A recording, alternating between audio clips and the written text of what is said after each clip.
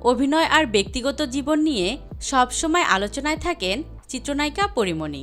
প্রায়ই সামাজিক মাধ্যমে বিভিন্ন ছবি আর ভিডিও প্রকাশ করে ভক্ত অনুরাগীদের চমকে দেন এই অভিনেত্রী। এবার এক যুবকের বাহু ধরে দেখা গিয়েছে এই চিত্রনায়িকাকে। পাশাপাশি তিনি নতুন প্রেমের আভাসও দিয়েছেন।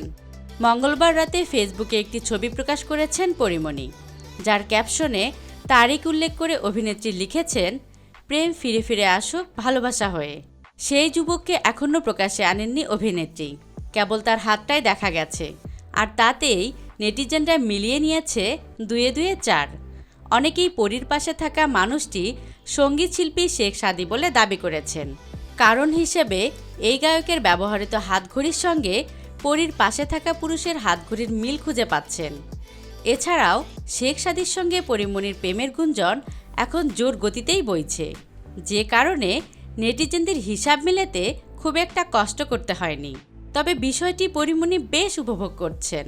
ভক্তদের বিভিন্ন মন্তব্যের প্রতিক্রিয়া দিচ্ছেন, জানাচ্ছেন ভালোবাসা।